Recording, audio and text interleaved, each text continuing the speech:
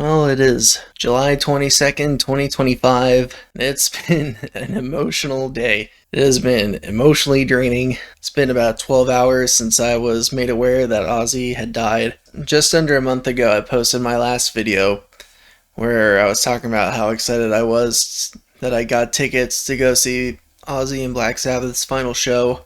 I posted it right before I left to go to the airport. In the video, I was talking about how when they announced the show, how excited I was that I was actually going to get to see Ozzy play and get to see Black Sabbath perform one last time, and how nerve wracking it was trying to get tickets. And, well, I made it to the show. I did the trip. Just this last weekend, I finally got all my footage put together in one place, and I started editing the first actual episode of my vlog series that I was going to work on for this. And here we are on Tuesday, and Ozzy died today. Now, after a solid day of crying about it, because I'm what's known in the industry as a sentimental bitch, um, I want to just keep crying about it and just kind of vent on camera, just thinking about everything that Ozzy and music that he helped create kind of meant to me. Because, I think, I'll touch on it in this video a little bit, but it's pretty obvious how monumental of a band Black Sabbath was, and how it's changed music forever, how it's inspired countless other artists to form, and how it's just redirected where rock and roll is going in its entirety. But the reason that music is so important in the first place is the effect it can have on people, what it can mean to people. And I'd just like to kind of reflect for my own sanity, and just, share kind of what it all meant to me personally. Because, yeah, Ozzy and the music that he helped make in Black Sabbath, and the music that he created in his solo career, has definitely had an effect on my life.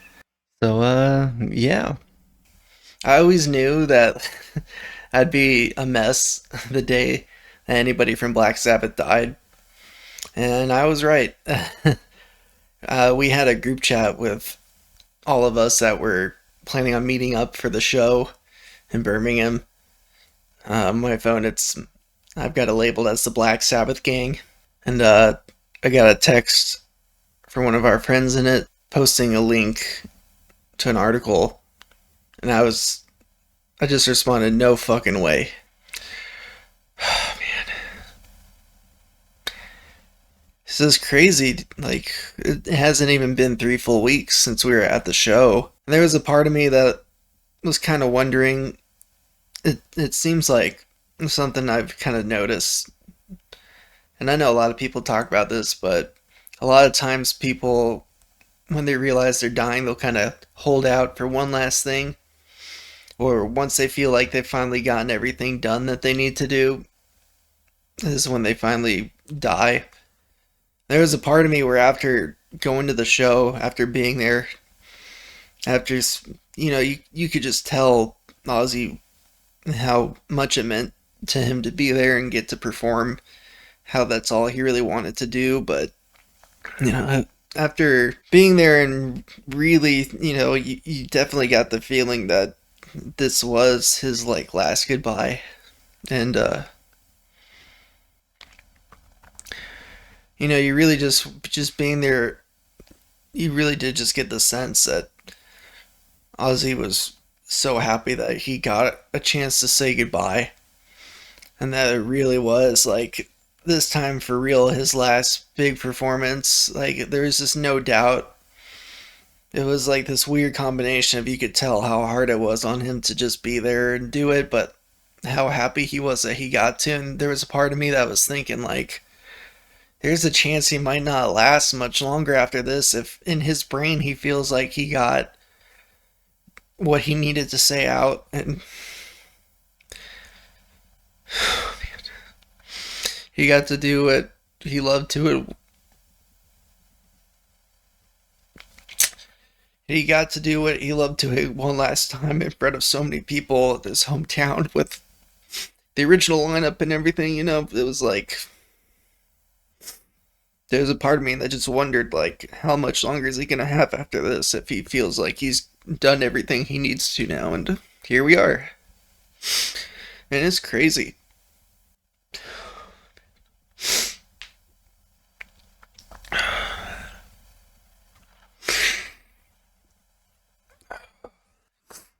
It's crazy just how fast it can happen, I guess, when you feel like your work here is done. And I just barely started working on getting all my stuff together. Gonna I was gonna do it, day by day, just the trip, kind of like as a narrated vlog, and I think I'm gonna put that on pause just so I can just get footage out from what I have. I'll probably start with some clips that I took from the concert. I might basically put out the concert episode as like the first one that gets released instead of the second or third to last, whatever it would have ended up being. I'll probably just probably just cut to the chase with that, and then once I'm done putting out the concert footage and stuff, then I'll go back to doing like the rest of the trip videos. But man, it's crazy. That's just what I keep thinking. It's like, you know, everybody knew this day would come eventually, but so soon, it feels nuts.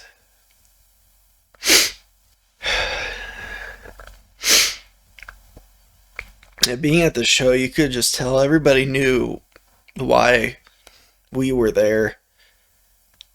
We all knew that Black Sabbath is like the irrefutable, like, that is the point when they dropped their first album. That's the point in history when you could say this has evolved from hard rock and psychedelic rock to like, this is something completely new. This is heavy metal. Just, it's crazy just to think how much heavy metal as a genre has changed people's lives and how it's inspired people over the years. And thinking about how it's changed music history, thinking about how so many people have come together for the last 55 years because of that band and what they did, the music they created that was something totally new, which doesn't happen like that very often in music. Music's always evolving and it's always changing. Every time somebody writes a new song, every time somebody plays a song, even like music is constantly changing and evolving from inspiration from the past combined with new ideas and new interpretations. And it's not that often where something so definitively just comes out and it's like, this is new, this is something that hasn't been done. And Black Sabbath's first album is one of those albums where you can really point to and say, this is where heavy metal started. There was hints and bits and pieces, flavors that were coming together in the years leading up to that. But when they put out Black Sabbath, that's that point. And everybody knows it. Everybody was there to celebrate all these huge bands that have had their own crazy careers and inspired so many people and helped so many people over the years.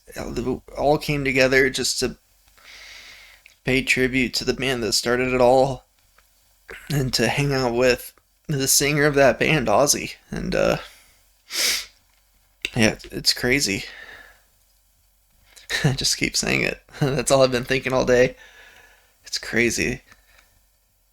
People were saying it really did feel like this is the end of the first big chapter of heavy metal history. This is the point where the first heavy metal band is for sure done.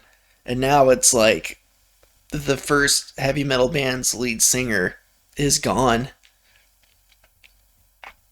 It's like this weird post-Ozzy world.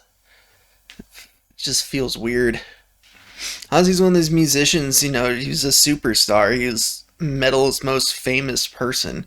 And I've been listening to his music my whole life because of it. It's like so many people who get into metal, Ozzy Osbourne and Black Sabbath are going to be some of the first bands they hear just due to his sheer popularity, just how aware the world is of Ozzy. When I was a kid, I had this alarm radio that would go off to wake me up for school, and I had it set to our local hard rock radio station here in Phoenix, KUPD. So I would wake up, and oftentimes I would hear Ozzy playing, and then when my mom would come pick me up from school, we'd have KUPD on, and I'd hear Ozzy and playing on the radio. So I would hear songs like "No More Tears" and like when I was like literally, this is like how little I was. I was probably like 7 or 8, and "No More Tears" would come on, and I'd hear the part, and I'd be like, "Whoa, this sounds like whale noises. How are they doing that? That's so crazy." You know, when you're that little, you don't know how anything works or like what's going on. I'd just barely started playing guitar at that point, and I had no idea how you could do something like that. And then the other thing that confused me is I always wondered why Ozzy would write a song about children's shampoo because I had the No More Tears shampoo at home. And I was like, why would somebody write a song about this? It's like it's just funny. It's funny the kind of shit you think of when you're a kid. You don't know what the hell's going on. And then as I got older, I started getting more and more into metal. You know, moving past just what I was hearing on the radio. I was starting to pick up music from other places. A lot of it came from video games. I played a lot of different skating games as a kid. Obviously, Tony Hawk's Pro Skater, but I played like Grind Session and Skate and Destroy, Street Skater, things like that. And they all had metal and punk and classic rock in a lot of their soundtracks. You know, I'd always been drawn to the energy that heavy metal gave me. Like when I would hear it, just how excited I would get. For me, something that's really important in my life is when I find something that really kind of gets me going, something I can actually get excited about. That's like a special thing. And I really try to focus in on it and get what I can out of it because there's not always things going on in your life that bring you happiness, especially when you're growing up, you know? So whenever I would find something like that, I would really latch onto it. Music that just had like high energy always did that for me. And so heavy metal, of course, was a genre I always identified with and I always really just loved my whole life. As I started getting more and more into it as I got older, going into my preteen and teenage years, of course, you start looking into more of the songs from the bands you know. Start getting into more Metallica, more Ozzy, things like that. I got some Ozzy albums from my older siblings. I think they had the CDs at some point, and I somehow stumbled across them. I still buy CDs primarily as my way to get music, and I still load it onto my computer. But growing up, you know, I think my older siblings had Bark at the Moon and Blizzard of Oz, and I got those. I immediately fell in love with those albums. And it's hard for me to remember exactly how or when I got Diary of a Madman, but dude, I have this like set of albums that in my head are just completely fucking goated. They are like the best shit that anybody's ever put out in music, and Diary of a Madman is on that list for me. I fucking love that album. I used to listen to it so much when I was like 13, 14 years old and struggling in school and feeling like I was going nuts. Feeling like I was having trouble just doing basic things. And you know, you're that age and you're just trying to like grow up and get through school and shit. Now that was one of those albums, like I said, I would just listen to over and over, and the riffs were so good, the lyrics were incredible. It's just one of those albums that just stuck with me, and I've fucking loved it ever since. I bought this vinyl on my baby moon 2 years ago. My wife and I went to Laguna for our baby moon, and I went to a record store that was across the street from the place that we were staying, and it happened to be in there, and I was like, fuck yeah. So, of course, I bought it. I don't have a very big vinyl collection, as you can see here, but I'm kind of just starting. Like I said, CDs have always been my big thing, but I've been starting to collect vinyl more too, so I'm starting with kind of all my favorite, like, top tier albums. Like I said, I've got that list of goated albums in my head, and I'm trying to find those on vinyl. So when I found Diary of a Madman, I was like, yep, getting this one for sure. So I bought that on our baby moon. And a lot of times I've found with my favorite artists, there's usually one, it's usually they're one of my favorite artists because they have one of those albums that's in my head as like a goated album. But Sabbath is one of the few that's on there where it's like the first five albums are so good. Yeah, they're one of those few bands where it's not really just like I have one album that really sticks out from them to me, and that's why I love the band so much. It's literally like the first five albums are just so solid, and that's crazy to think five albums like that in a row, which came out in a span of like 5 or 6 years, which is also insane.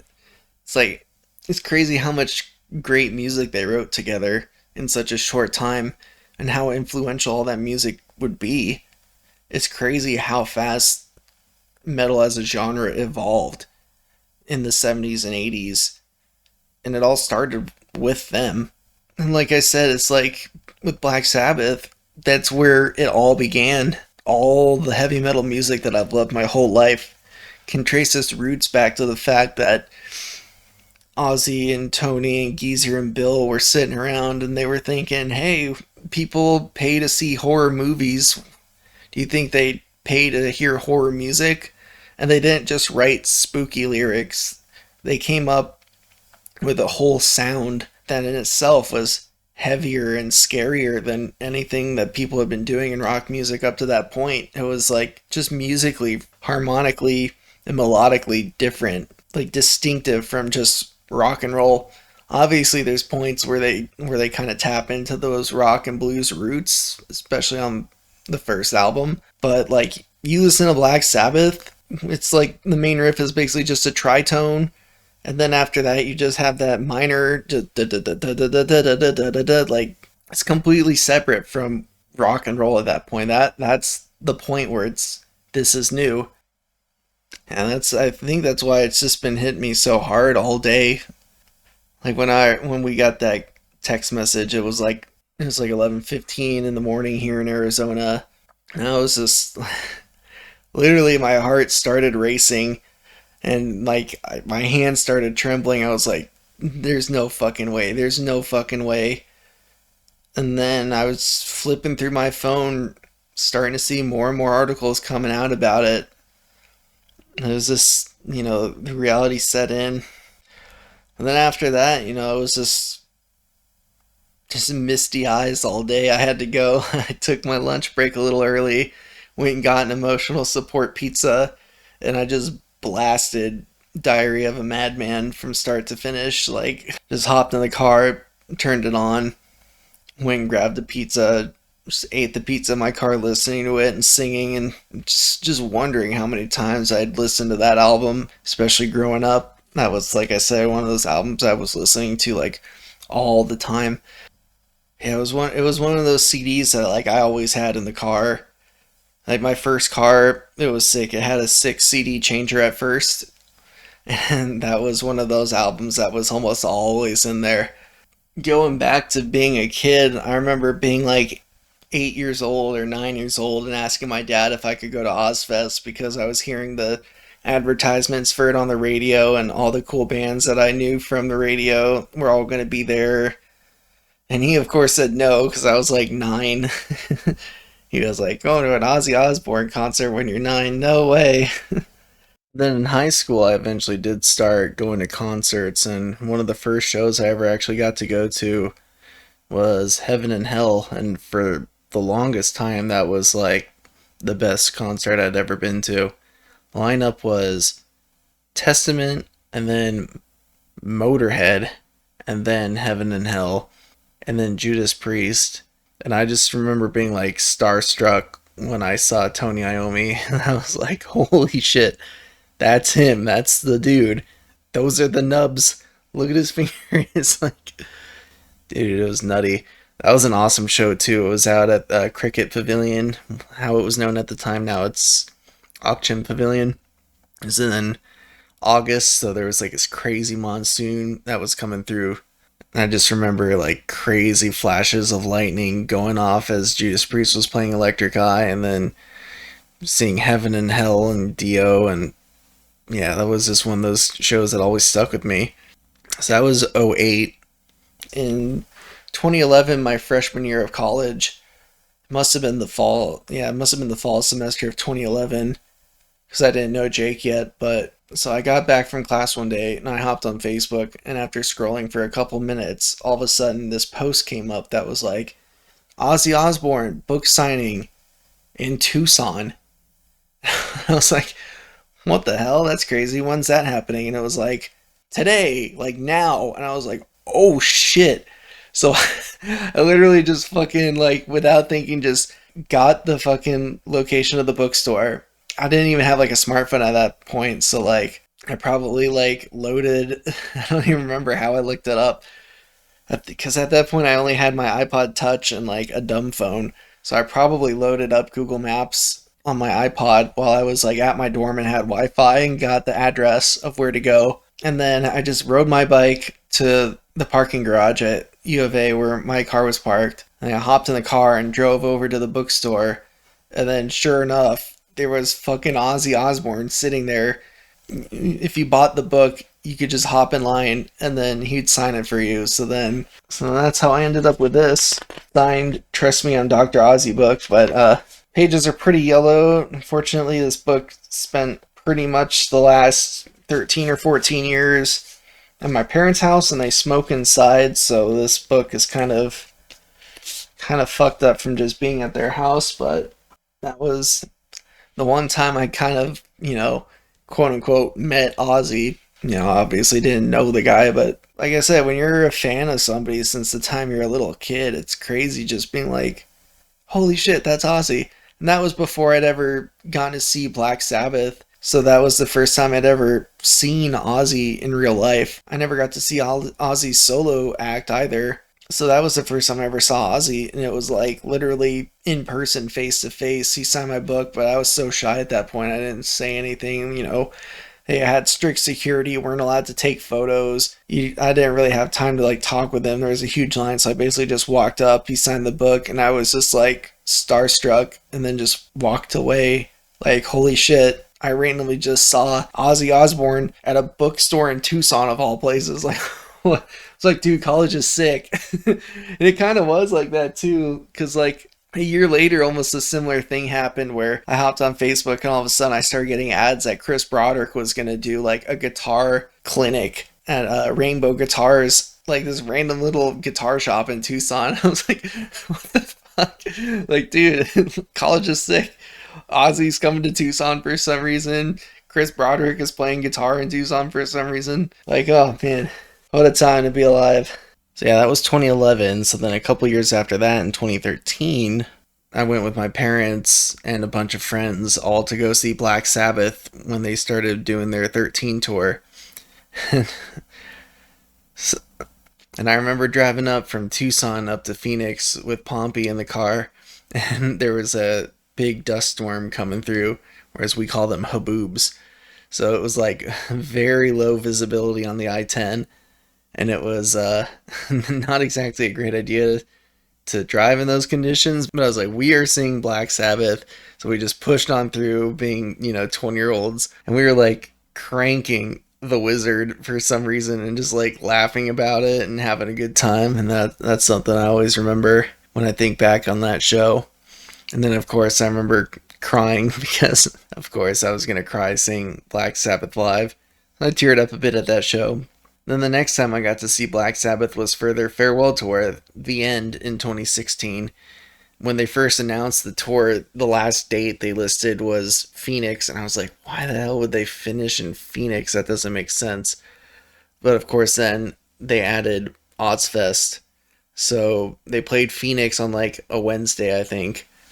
And we saw them here. I took Danielle to that, and we went with a big group of friends again. And then that weekend, a couple of us drove out to San Bernardino to go see Ozzfest. So I finally achieved my childhood dream of seeing Ozzfest.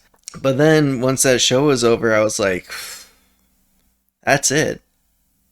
Black Sabbath is done touring. I'm never going to get to see them again. I only got to see them 3 times, but at least I got to see them. But I never got to see them with Bill Ward, so that was kind of a bummer. But one thing I'd never seen at that point somehow was Ozzy's solo act. I'd never seen Ozzy play his own material live. Like, I know Ozzy came through Phoenix when I was in high school, probably in like '09 or 2010 or something like that, but I missed the show because back then I didn't have my own money. I had to rely on my parents to take me to shows, and they weren't always down for it.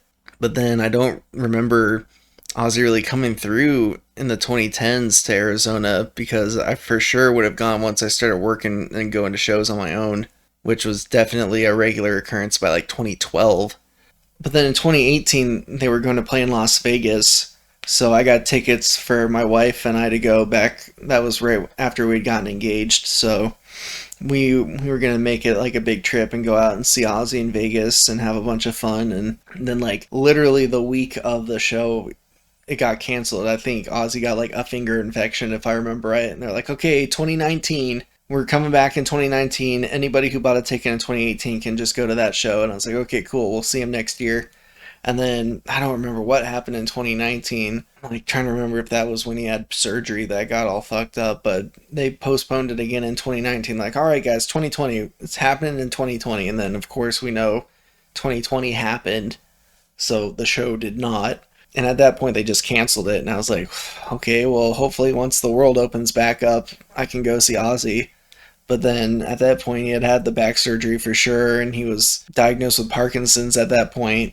I can't remember if that was like public knowledge in 2020 or not, or if that was still yet to be revealed. But basically, they just never scheduled another Ozzy tour, that at least not one that came near me at all. So I just never got to see Ozzy, and it was at the point where they were making statements like Ozzy's done playing live, and I was just like, out of all the, like, I go to concerts all the time, and like I travel to see shows sometimes too. It's not super regular, but I do travel to go to shows sometimes. I was like, how is it that I've been a fan of Ozzy my whole life and I never got to see him play live? Like I never got to see his solo act live. Like I never got to hear all these songs I grew up listening to. So then fast forward to this year, to early February of 2025. I woke up and I went into the bathroom to start getting ready for the day before work. I looked at my phone, opened up Facebook, and the first thing I saw was Ozzy and Black Sabbath announce a final show in Birmingham as like Ozzy's big farewell. He's playing live one last time, and I just turned around and looked at Danielle and I was like, hey babe, we're going to the UK. She was like, what? And I was like, yeah, we're going to the UK. She's, what do you mean? I was like, well, look at this. And I just showed her my phone. And I was like, they're putting on this show. Look at all the bands. This is like almost every band here is like a top, like some of my favorite bands of all time are all playing there. It was like, not only is it Ozzy and Black Sabbath, which, like I just said, I never thought I was going to get to see Black Sabbath again. I never thought I was ever going to get to see Ozzy at all. And then on top of that, it was like Metallica, Slayer, Anthrax, Pantera, Lamb of God. It's just like, we're going. And but Daniel was a little bit more rational in that moment than I was, because I was saying that we were just gonna all go, me and her and our son. But she kind of convinced me that I should just go by myself, because I mean, traveling with an almost 2-year-old that far would not exactly be ideal. And also at that time we were gearing up to do our second IVF transfer, so we were at that point really hoping that she would be pregnant by the time the show happened. And luckily for us, she is pregnant, so we are expecting our second child. That's one of the reasons why I haven't been having a whole lot of time to work on videos lately. But she talked some sense into me, and she was like, you just go get your ticket. And then, yeah, getting the whole ticket process, like I said in my last video, was insane. That was like the most stress I've ever been about getting tickets in my life. I was like, I have to make it to the show. This is easily going to be like the show of a lifetime. Like, look at all these bands that are playing. Look who it's for. Look what it's about. Look where it is. It was like, I knew it was going to be the first and only time I got to see Ozzy play any of his solo stuff live, so. But luckily, in preparation for us doing a second IVF transfer, like a few months before that, I had opened up a new credit card that happened to be a MasterCard. And by the time I got let in to buy tickets, the only tickets that were in like the front gold circle section, like the closest to the stage section that I was hoping to buy, the only ones that were left were for MasterCard holders only. So that was the only reason I was able to get a ticket. Yeah, I got the tickets. We made the plans. We made it to the show. But because we got like the fancy pants, extra expensive MasterCard tickets, we got early access. We got this like sick goodie bag, which I didn't even know was going to be a thing. But like, yeah, the goodie bag had all sorts of cool stuff. And I'm just like so grateful to have now. But we also got the early access. So we rolled up to Villa Park at like 8:30 in the morning, right when early entry line opened up, and we thought we'd be like let into the stadium at 8:30, but it was really just like we went to this hill across the street from the stadium and queued up there at 8:30. I got dropped off outside the stadium at 8:30, and then everybody else went to go find somewhere to park the car. And I was basically standing from 8:30 until 11 p.m. that night after the show when we got back to the car, and I didn't sit or anything. I got checked in, I grabbed my goodie bag, and then I hopped in line for the early entry and just stood the whole time and didn't sit down. And then we got in to the venue and we got right up front, second from the barrier, pretty close to center, but we actually moved a little to the right because we wanted to get a better view of the drums. So we were right where we wanted to be, and I didn't leave that spot to the best of my ability. We got kind of pushed back throughout the night, but I stood from 8:30 to 11 just to make sure that I was like the best spot I could be just to see the show and experience it, and it was worth it. Easily the longest I've ever stood in my life. Longest I've gone without sitting or laying down or anything like that, but man, I took a decent amount of video, but I was also trying to not just like be focused on filming the whole time. I was mostly just taking like a few seconds at the beginning of each song and then just putting my phone and my camera down and just being there. I knew it was going to be the last time I ever got to see Sabbath. I just couldn't even believe I was there. Once like the whole, you'll see once I actually get working on all the other videos that I've been planning on working on that I only just barely started working on. But it was a really hectic trip up to that point, and there's a part of me that once I was there I was just like, I'm not risking. I somehow managed to make it all the way here through everything, and I'm staying here. Like Jake went and got food and went to the bathroom, and he like helped our other friends sneak in to get a better spot. And like I was like, nope, I'm fucking staying here, dude. You go do that. There's no way I'm risking losing this spot. Because normally I'll jump into like the mosh pit or I'll crowd surf. You know, I'm usually more mobile. I'm going around through the crowd and stuff. That this was one of the only shows I've ever been to where I picked a spot as close as I could, and I was like, nope, not moving. And oh man, it was worth it. Just being right there in the middle of all of it, just feeling everything, feeling how the crowd was feeling, watching the performers. And like I said earlier, like everybody knew exactly why the hell we were there. We were all there to celebrate the band that created heavy metal for all of us and the singer who fronted that band in his last performance. And it's insane. I've been trying to get better sleep lately, especially after the trip since it was so chaotic. I've been really, really appreciating my sleep overnight and making sure I'm well rested for work and stuff. But tonight I'm making an exception. I'm going to kind of cut together this video and looking over. I see I've been rambling for 40 minutes. I should double check that my phone's even still recording. All right, cool. Phone's still recording. We're good. So I've been kind of prioritizing sleep. Not tonight. I'm going to cut together this video. I'm going to start posting up a couple clips and, you know, a couple of the clips from the show. And I was already kind of like maybe halfway to it, like a third to halfway done with my first video in the vlog series, but I'm just going to cut straight to the day of the concert and post that one first. Probably this weekend, I'd guess. But after that, I'll be getting back in the swing of it and hopefully posting the rest of the videos, and then maybe even at some point actually playing Planet Coaster again to start working on my heavy metal theme park, because yeah, the first coaster I built for the first version of this park was Black Sabbath. So hopefully I'll start working on all that stuff soon. Yeah, I just knew that after a day like today I needed to hop on and just ramble for a bit, just talk about everything because it's been a very emotionally draining day. It's been a yeah, it's been a day. Dude, I can't fucking believe Ozzy's gone. That's insane. It's crazy how much music can bring people together and how great artists can bring people together like that. And Black Sabbath and Ozzy are obviously in that category. It's like you listen to the lyrics that Geezer wrote 50 plus years ago and somehow they're still fucking relevant today. You listen to these great melodies that Ozzy was singing on these crazy riffs that Tony was writing, and like you watch videos of Bill drumming his ass off in the 70s. It's like, dude, these guys are the fucking real deal. It's so obvious like how much that shit resonated with people even to this day, 55 years after their first album came out.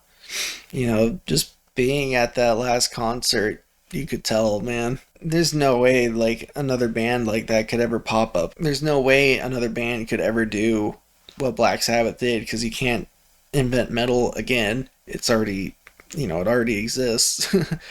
So there's obviously going to be new genres of music, new crazy experiences that humans will experience in the future that we don't even know about. But like, it's just crazy to think that the band that started heavy metal 55 years ago is now done and the singer has died less than 3 weeks after their final farewell show. It's like this huge chapter of music history for like our generations born in the 20th and 21st centuries. It's like 55 years of history, 55 years of people celebrating this music together and enjoying it and listening to it and discussing it and arguing about it and goofing on it and writing their own music and coming together and doing their own things. But like all this momentum in art in this little subgenre for 55 years, man. 55 years later, it's still relevant.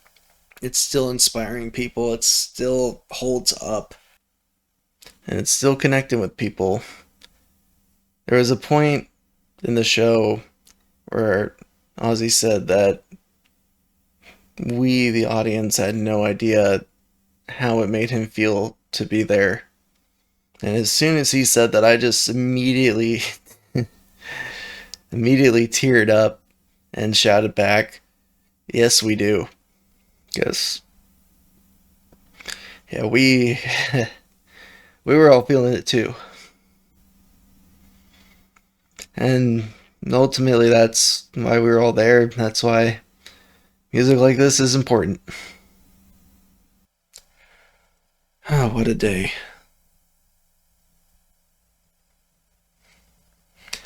Alright, I got some videos to make.